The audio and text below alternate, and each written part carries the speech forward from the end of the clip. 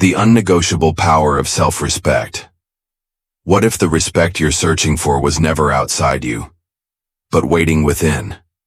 Could your need for approval be the very thing keeping you from real self-worth? This isn't about being seen.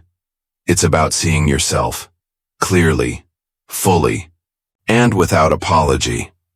There's a quiet truth that often gets buried under our desperate attempts to be seen, loved, or accepted by others. Until you respect yourself, nobody else will. Carl Jung hinted at this profound reality, not as a commandment, not as a warning, but as a simple observation of human nature.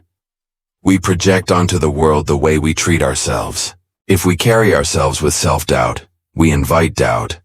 If we walk through life needing permission to feel worthy, we surrender our very soul to the hands of others, hoping they'll give us what we refuse to claim for ourselves. And the sad irony is you could spend your whole life trying to prove that you're good enough, worthy enough, lovable enough. You could exhaust yourself in relationships, jobs, and conversations where you subtly beg for validation without even realizing it. But until you turn inward, until you look into your own reflection and decide, without conditions, without begging, without explanation that you are already enough, the world will mirror your hesitation back to you over and over again. Respect isn't something you earn from others first. It's something you plant, nurture, and defend within yourself long before the world catches up. This isn't arrogance. It's not pride. It's not pretending you're perfect. It's recognizing that self-worth is not a prize handed out by society. It's an inner decision, a silent, unshakable standard that says, I will no longer negotiate my value with anyone, not even with the parts of myself that still doubt it. Today, we'll walk through the hidden ways we abandon our self-respect and the small but powerful steps we can take to reclaim it. Not as a performance, not as a tactic to impress anyone, but as an act of radical honesty with ourselves. Because in the end, no relationship will ever rise higher than the one you have with yourself. And until you respect yourself deeply, truly, consistently, nobody else will. Why are you still trying to prove your worth to others? It's a haunting question, isn't it? One that most people spend a lifetime avoiding, covering it up with endless achievements, applause, and the pursuit of approval. Yet beneath all the striving, there's often a quiet, aching voice that whispers, maybe if I do more, they'll finally see me. Maybe if I'm good enough, they'll finally stay. But where did this need begin? Why does the idea of being enough always seem tied to someone else's recognition? It usually starts early when love, attention, or safety felt conditional. When the child you once were learned that being accepted sometimes meant shrinking, performing, or suppressing real emotions, and so you built a script without even realizing it. A script that said, my value depends on how others react to me. Every smile you chased, every rejection that cut deeper than it should have, they were all lines from the same play. A play where you're never quite the author, only an actor waiting for a standing ovation that never truly satisfies. And here's the uncomfortable truth. No amount of external validation will ever fix an internal void. You can climb every ladder, win every title, gather every compliment like precious trophies, and still feel that hollow echo inside.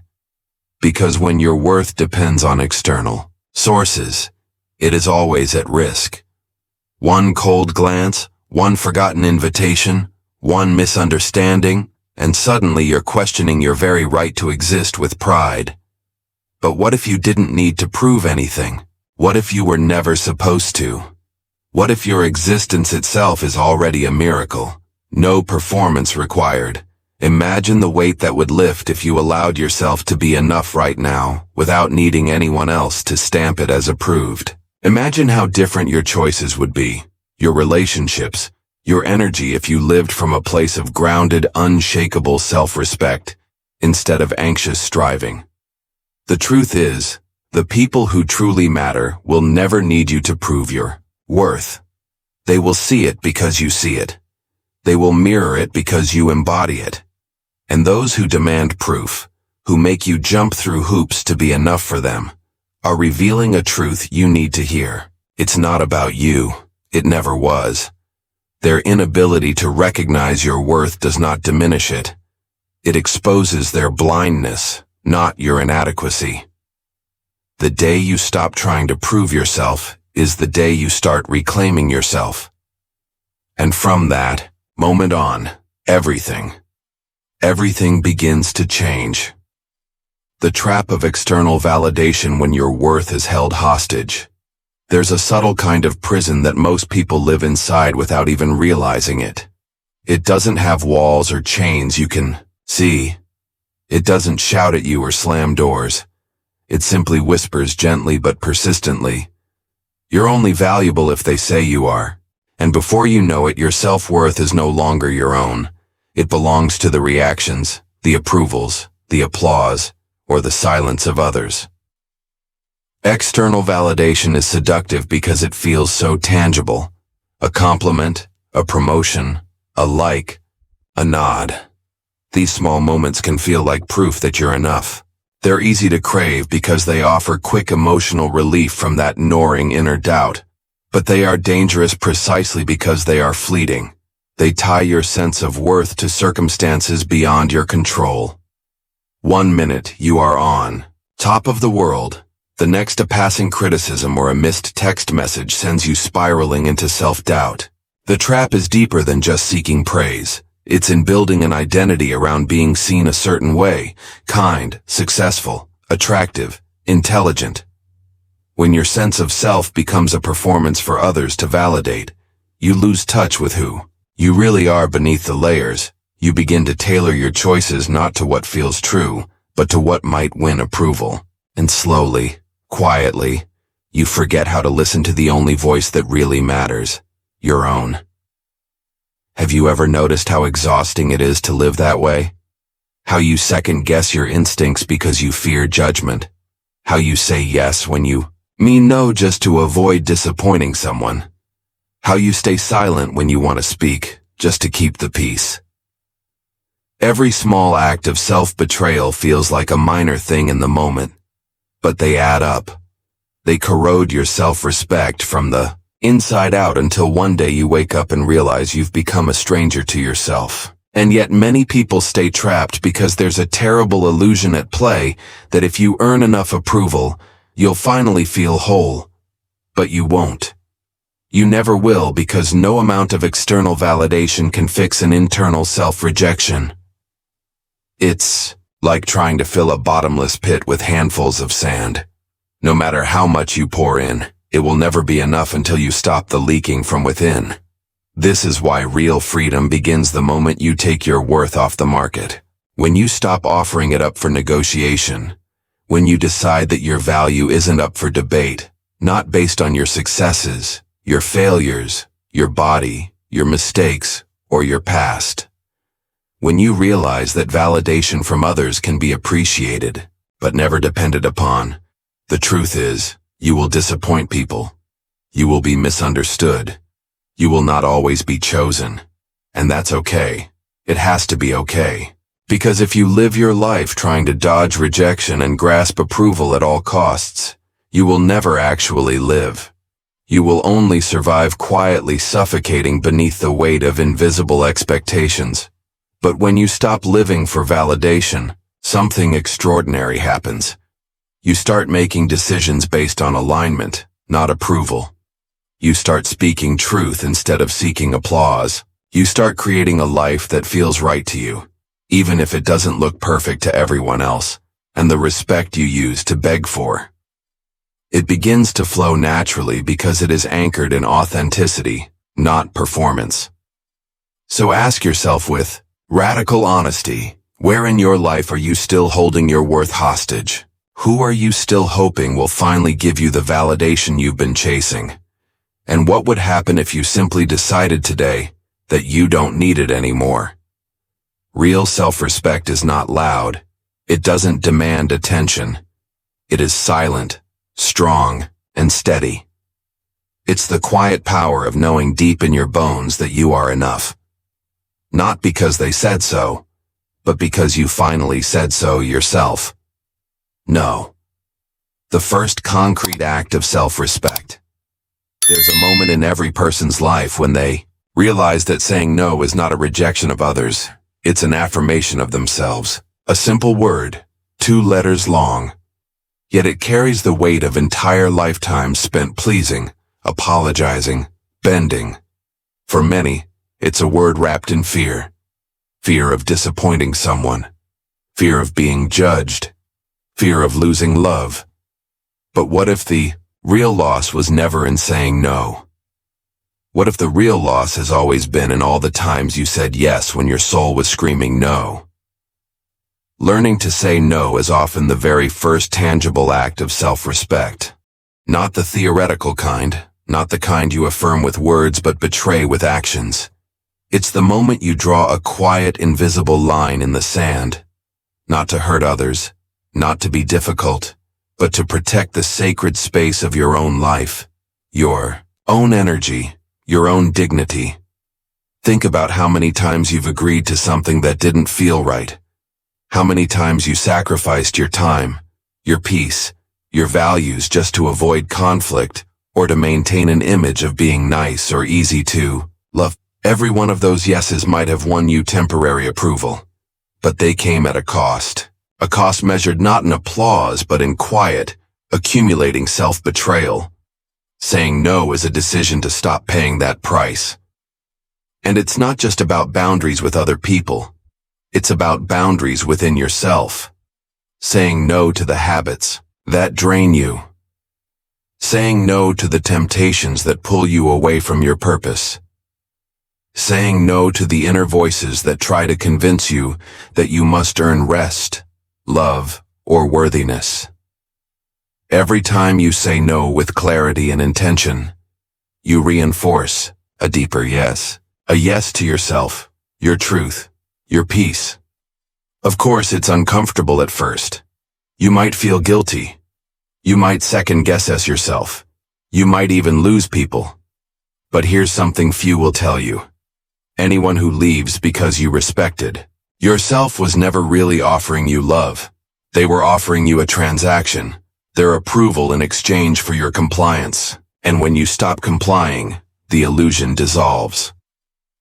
True relationships, whether friendships, family ties, or romantic bonds, are not threatened by healthy boundaries. They are strengthened by them when you say no with kindness, but firmness.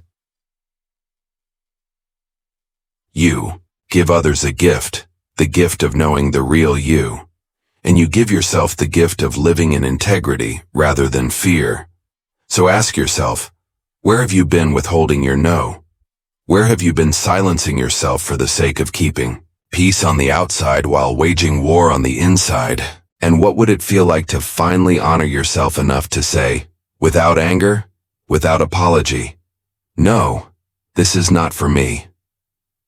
Because every no you offer from a place of self-respect plants a seed of freedom. Freedom from living as a mirror for others' expectations. Freedom from the exhausting weight of always performing. Freedom to stand tall not because you fought the world, but because you finally stopped fighting yourself. And maybe, just maybe, that's where real self-respect begins. Not in grand declarations, but in the quiet courage of a single word. The persona versus the true self. Who are you really? At some point, whether we notice it or not, we all create a persona, a version of ourselves shaped to survive, to succeed, to belong. It's not a lie exactly. It's a mask woven out of all the things we believed we needed to be in order to be loved, accepted, and safe. But here's the danger. When you wear the mask for too long, you begin to forget it's a mask. You begin to think, it's you. The persona is clever. It adapts to fit the expectations of others. It says the right things, smiles at the right moments, performs the right roles. It becomes the perfect student, the reliable friend, the accommodating partner, the agreeable coworker. It learns to read the room, to anticipate what is wanted, and to become that often at the cost of the true self hidden somewhere underneath, growing quieter and quieter. But the true self does not perform. It does not negotiate its value. It simply exists raw and imperfect, beautiful in its authenticity. It carries the full spectrum of who you are, your dreams, your doubts, your contradictions, your fierce tenderness, your sacred anger. It is not always polished. It does not always please everyone, but it is real, and it is the only foundation upon which real self-respect can stand. When you live through the persona, you are constantly seeking confirmation. Am I enough yet? Did I do it right? Do you approve of me now? It is a life of conditional worthiness where your identity is forever tied to your performance. But when you start reconnecting with the true self, you realize something liberating. You don't have to earn your right to exist. You already have it. The journey back to the true self is not easy. It requires stripping away layers of conditioning, facing the uncomfortable possibility that you have betrayed parts of yourself for acceptance. It requires grieving the years spent trying to be someone you were never meant to be, but it also offers something priceless, the chance to live a life that is fully yours. So ask yourself gently but honestly, who have you been pretending to be? What parts of you have you hidden away because you feared they were too much, too messy, too complicated for others to love? What dreams have you silenced because they didn't fit the script you were given? Reclaiming your true self is not about rejecting the persona with anger. It's about thanking it for the protection it offered when you didn't know better, and then laying it down like a heavy armor you no longer need. It's about allowing yourself to be seen, not just the curated version, but the whole truth of you, the brilliance and the brokenness, the wisdom and the wounds. Because real self-respect is not built on how perfectly you can perform the role assigned to you. It's built on the willingness to show up as you are, unmasked, unapologetic, and free. You are not your persona. You never were. You are something far deeper, far more beautiful. And the world is waiting for that version of you to finally step forward. How your shadow feeds submission. There's a part of you that you rarely show the world. A part shaped not by who you want to be, but by what you fear, repress, or deny. Carl Jung called it the shadow, the unconscious aspects of the self that we push out of sight because they don't fit the image we believe is acceptable. But what happens to the parts of yourself that you exile into the dark? They don't disappear. They don't dissolve. They wait. And if you are not aware, they begin to shape your life from behind the scenes, feeding patterns of submission and self-betrayal without you even realizing it. The shadow holds your anger, your ambition, your pain, your unspoken needs. It carries your resentment at being overlooked, your hunger to be respected, your deep desire to assert yourself. But when these forces remain unconscious, they don't empower you, they control you. They whisper that it's safer to stay small. They warn you not to rock the boat. They convince you to silence yourself, to accept less than you deserve, to bend and mold yourself until you are almost unrecognizable, even to your own heart. It's not that you are weak, it's that somewhere deep inside, you have made an unconscious pact with your shadow. If I suppress these dangerous parts of me, maybe I'll stay loved. Maybe I'll stay safe. But the safety is an illusion, and the cost is devastating. Every time you swallow your truth to avoid conflict, every time you say yes when you mean no, every time you tolerate disrespect because you fear abandonment, you are not just betraying yourself in the moment. You are strengthening the shadow's grip, teaching yourself that your needs are a threat to your survival. Submission then is not just about external forces pressuring you. It's about internal forces convincing you that pressure is your destiny. But what if you turned toward the shadow instead of running from it? What if you had the courage to ask, what is it that I am so afraid to feel? What truths about myself have I buried in order to be accepted? You might find that the very parts of you were taught to fear, your anger, your ambition, your boundaries are not your enemies. They are your guardians. They are the raw materials of your strength, your clarity, your sovereignty. To integrate your shadow is not to let your anger or pain rule you. It's to reclaim them with consciousness. It's to allow yourself to say, I have the right to be here. I have the right to want more. I have the right to say no. I have the right to respect myself, even if it makes others uncomfortable. Because the truth is you cannot respect yourself fully while you are at war with parts of yourself. You cannot stand tall while hiding from your own power. Integration is the only way forward. Not perfection, not constant self-policing, but wholeness. A wholeness that says, I am both light and shadow, and I do not need to apologize for either. Submission thrives in the absence of self-knowledge. Freedom begins the moment you dare to see yourself, not just the parts you're proud of, but all of it. To meet your own depth without fear and to emerge from it, not diminished but expanded. You are not weak because you have a shadow. You are human.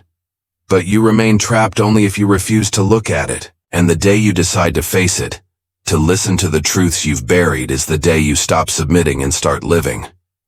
Respect is not given. It is projected from within.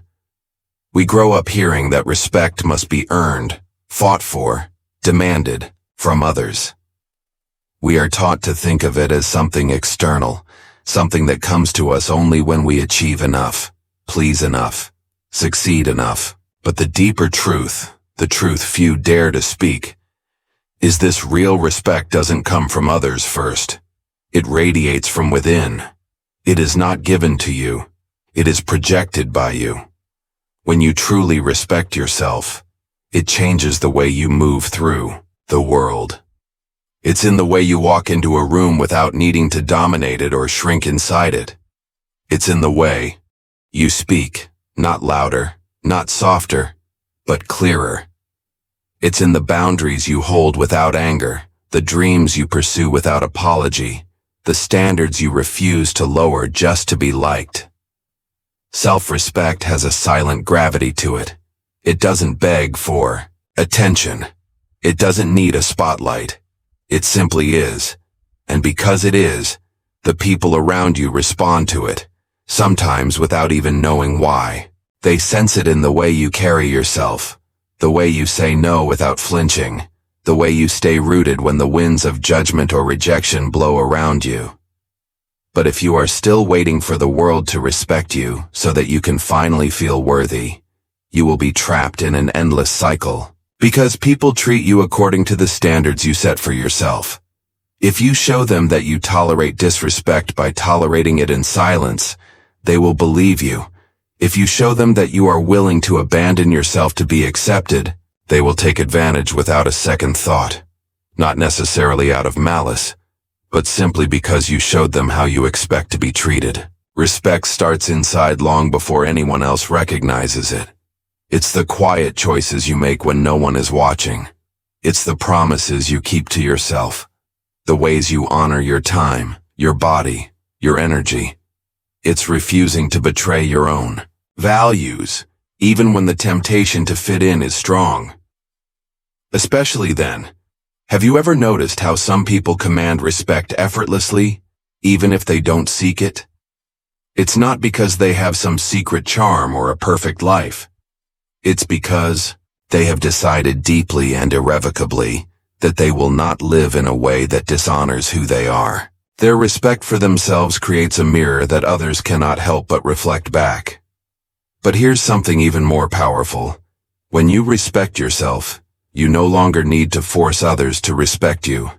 You no longer live on edge, scanning every interaction for signs of validation or rejection. You become free because whether others see your worth or not becomes secondary to the fact that you see it. And yes, There will be people who don't get it. People who misinterpret your boundaries as arrogance, who mistake your self-rust for defiance. That's okay. Their reactions are not your responsibility. Your responsibility is to yourself, to stay aligned, to stay honest, to stay sovereign. So ask yourself with full honesty, where are you still handing your self-respect over to the opinions of others? In what spaces do you still wait for permission to stand tall? And what would it look like to stop waiting, to start living as if your worth was never in question, never up for negotiation, never in need of external confirmation? Because the day you stop asking for respect and start embodying it is the day the world has no choice but to meet you at the level you've already claimed for yourself. 5. Practical tools to regain self-respect. Self-respect is not built in grand, dramatic moments. It's forged quietly in the small, almost invisible choices you make day after day. It's a daily practice like tending a fire that would otherwise go out if left unattended. And while the journey toward reclaiming your self-respect is deeply personal, there are practical tools, simple but powerful, that can anchor you, guide you, and remind you of who you really are. The first tool is radical self-honesty. Without it, self-respect is impossible. Radical self-honesty means facing the parts of your life where you have betrayed your own values, not with shame, but with courage. It's easy to lie to yourself, to rationalize toxic relationships, soul-draining jobs, or habits that slowly dismantle your spirit. But every lie you tell yourself is a fracture in your self-respect. Healing begins when you choose truth over comfort. When you look yourself in the mirror and say, I see what I've tolerated. I see what I've abandoned, and I choose better. Now, without honesty, there is no foundation to build upon. The second tool is boundary setting. Not the kind spoken with anger or resentment, but the kind drawn with love and clarity. A boundary is not a wall to keep people out. It's a framework to protect what matters most inside you. Every time you enforce a boundary not to punish others but to honor yourself, you send a signal to your subconscious. I matter. My peace matters. My energy matters. And slowly that message rewrites the script of self-doubt you've been carrying for years. The third tool is daily self-commitment. This doesn't mean perfection. It means small, consistent actions that align with your highest values. It's waking up and honoring your promises to yourself even when no one else is watching. It's choosing nourishment over numbing, presence over distraction, discipline over chaos. Every small act of keeping your word to yourself, no matter how insignificant it may seem, strengthens the invisible architecture of self-respect within you. The fourth tool is emotional regulation, not suppression, not avoidance, regulation. Self-respect grows when you learn to hold your emotions with compassion without letting them dictate your actions. When you can feel anger without lashing out, sadness without collapsing, fear without fleeing, you prove to yourself that you are strong enough to stay with yourself through anything. That kind of inner loyalty cultivated over time becomes unbreakable. And finally, the fifth tool is conscious solitude. Spending intentional time alone. Not scrolling, not distracting, but sitting with yourself. Listening to your own thoughts, feeling your own emotions, honoring your own presence. In a world that constantly demands you be everything to everyone, solitude is a radical act of self-respect. It's how you remember that you are enough without the noise, without the performance, without the constant seeking. These tools are not glamorous. They won't bring instant transformation. But practiced patiently, faithfully, they will rebuild the bridge back to yourself. They will reawaken the silent, steady dignity that you may have forgotten, but that never truly left you. Because self-respect isn't found in waiting for others to recognize your worth. It's built moment by moment, choice by choice, in the quiet spaces where only you can hear the promises you make and keep to yourself. Emotional boundaries as inner leadership. There's a kind of leadership that has nothing to do with titles, applause, or visible authority. It's quieter, deeper, and infinitely more powerful. It's the leadership you exercise over your own inner world. The ability to set emotional boundaries that protect your peace, honor your truth, and preserve the sacred space of your mind and heart. Without emotional boundaries, your inner landscape becomes a battlefield constantly shaped by the moods, demands, and expectations of others. With them, you become the sovereign ruler of your own life. Emotional boundaries are not walls built from fear. They are gates built from wisdom. They are not about shutting people out. They are about choosing who and what you allow to influence your emotions, your thoughts, your energy. Without them, you live in reaction mode, a prisoner of every passing criticism, every cold glance, every shifting mood of those around you. You lose yourself trying to manage the chaos outside while neglecting the calm that could be cultivated within. True. Emotional boundaries begin with one powerful realization. You are not responsible for the emotions of others. Their anger, their disappointment, their approval, their indifference. None of it defines your worth. You can care for others without carrying them. You can empathize without absorbing. You can love deeply without losing yourself, but it requires vigilance because the world will often reward you for abandoning your emotional boundaries. It will praise your self-sacrifice, your endless availability, your ability to soothe everyone's storms but your own. And if you're not careful, you'll mistake that praise for love. You'll tell yourself that losing yourself is noble, but it's not. It's a slow erosion of your spirit disguised as virtue. Leadership. Real leadership means refusing to hand over the keys to your inner peace.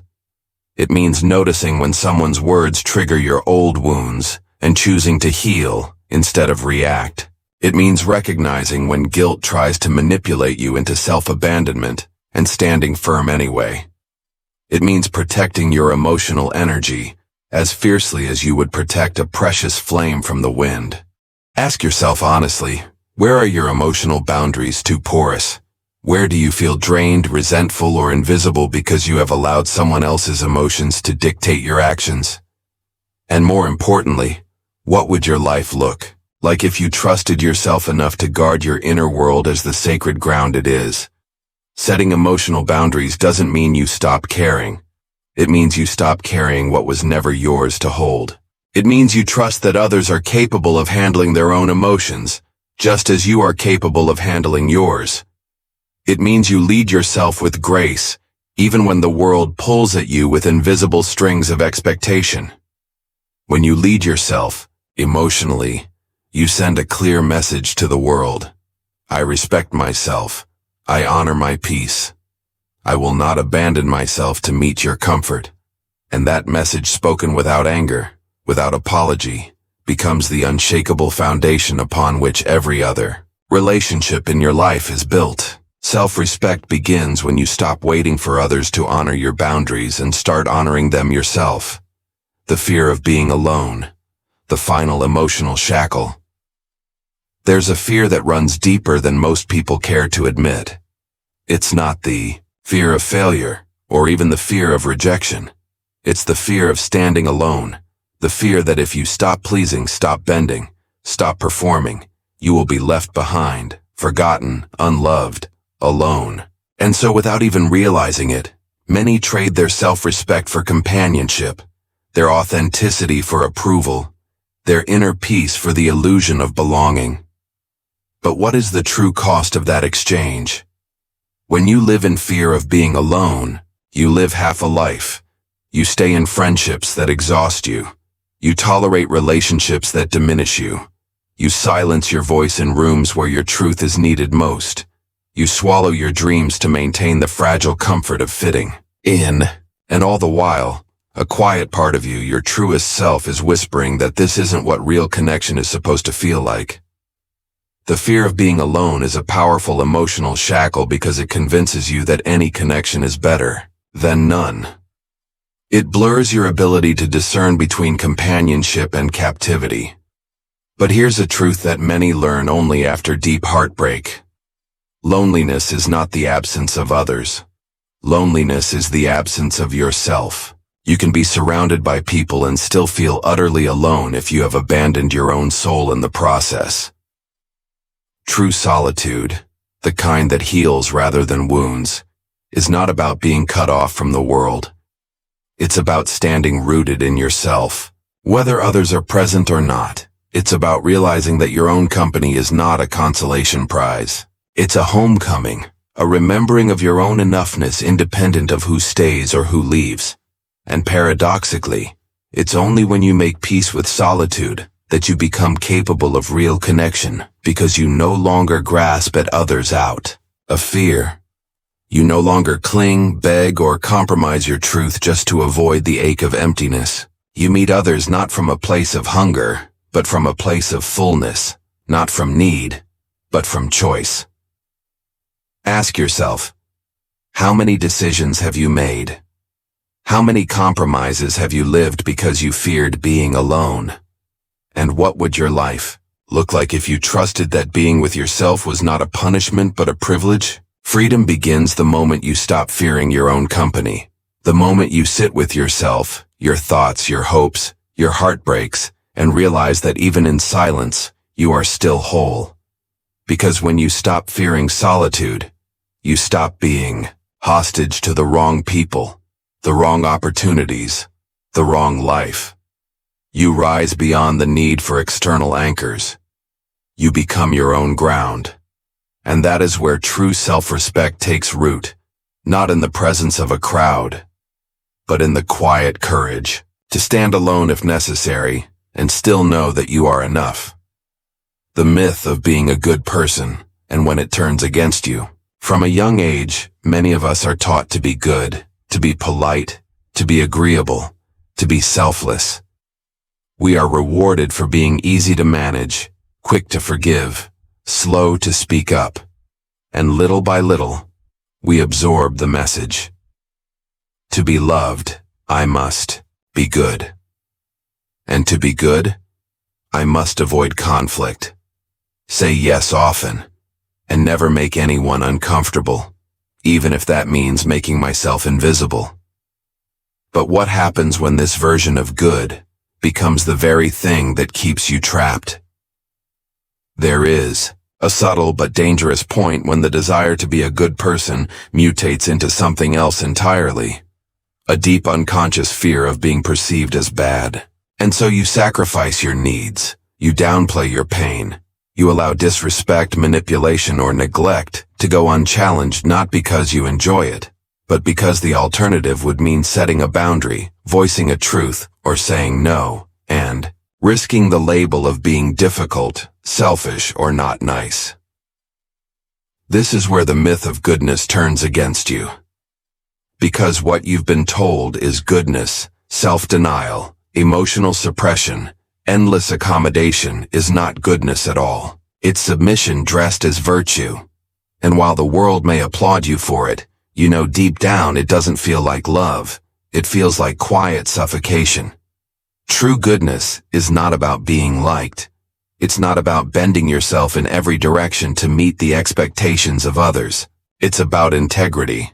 It's about having the courage to do what is right, not what is easy. Sometimes that means saying no when others expect yes. Sometimes it means walking away when you're expected to stay. Sometimes it means honoring your truth, even when no one else understands it. Being good does not mean being passive.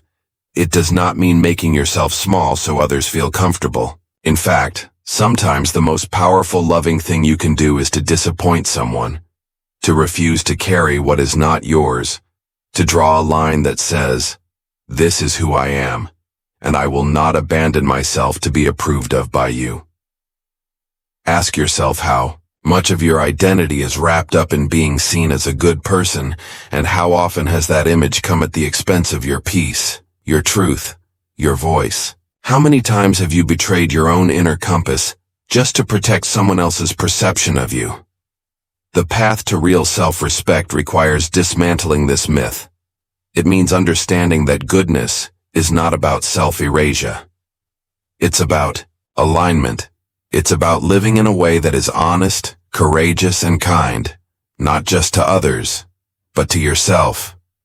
Because if your version of goodness demands that you abandon your needs, silence your voice, or stay in harm's way, then it's not goodness.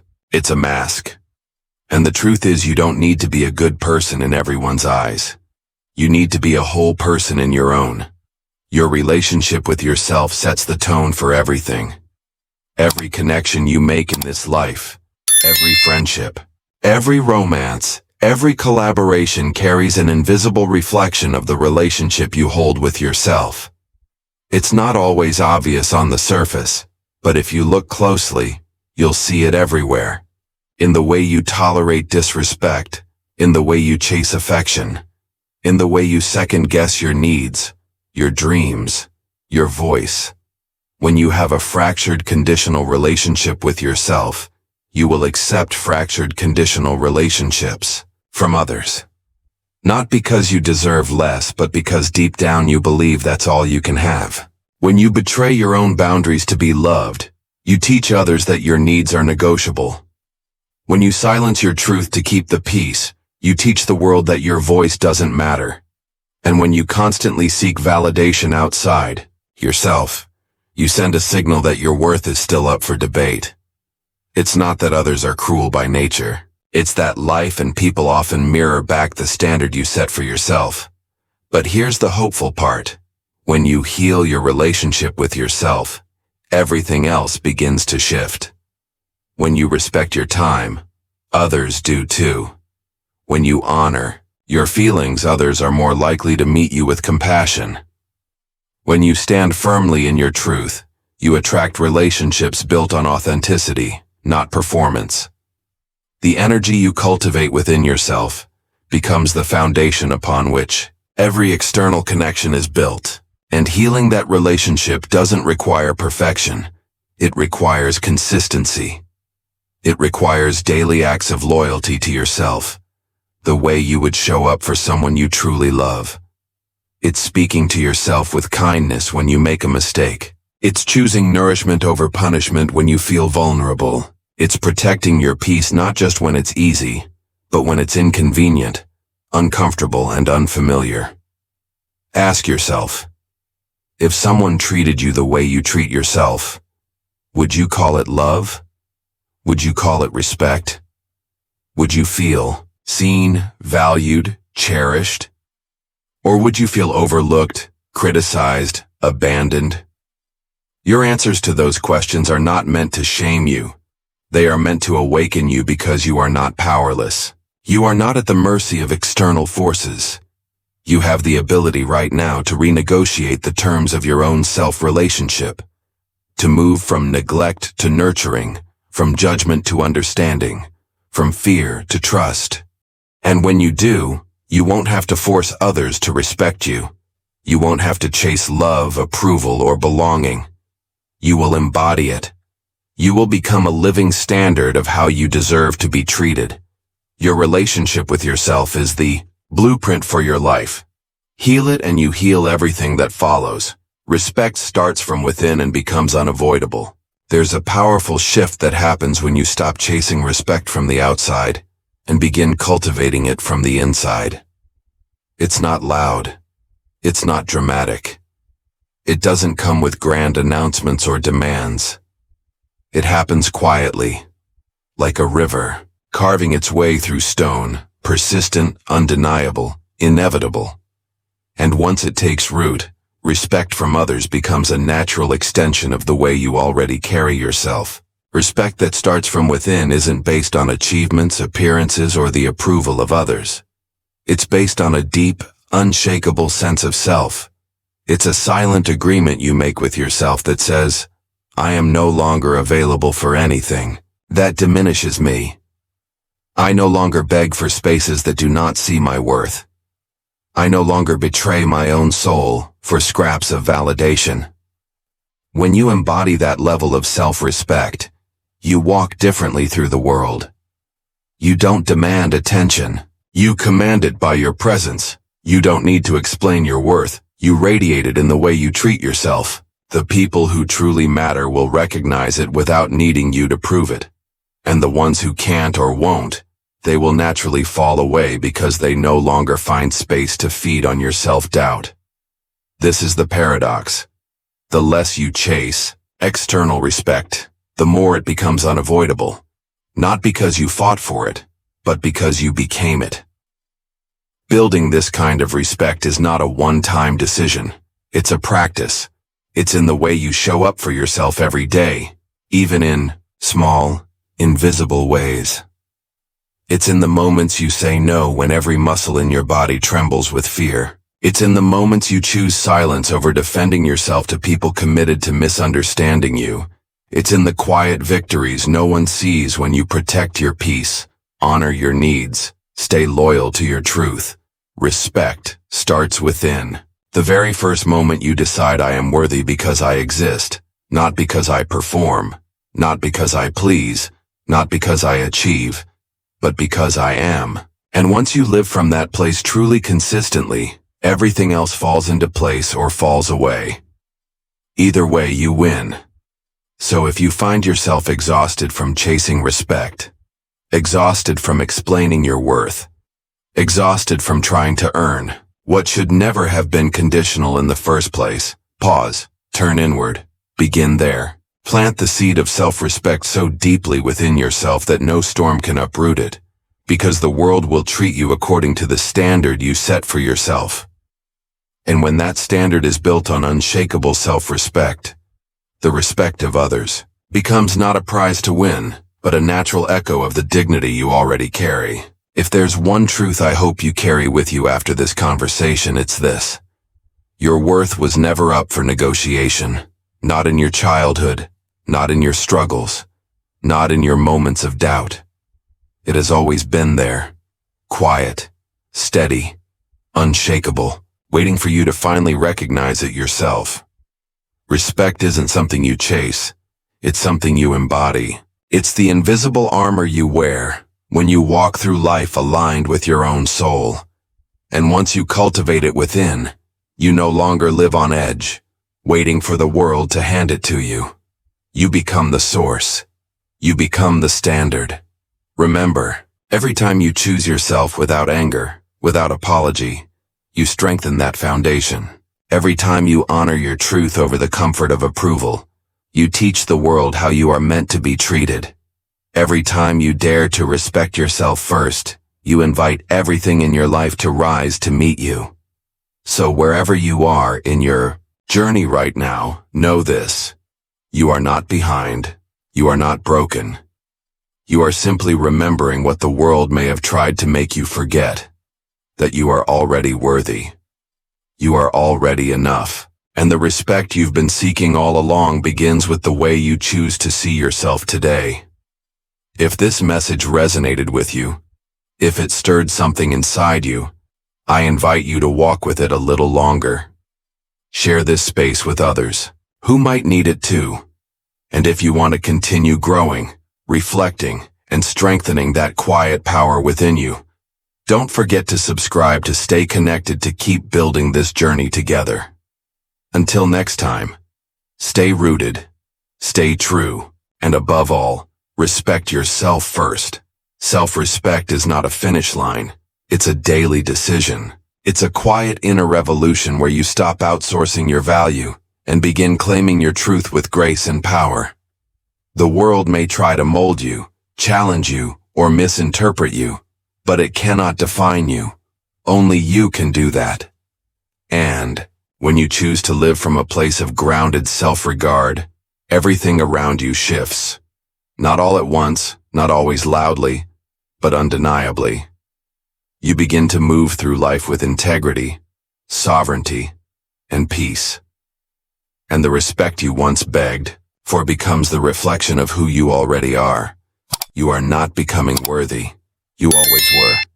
Now live like it.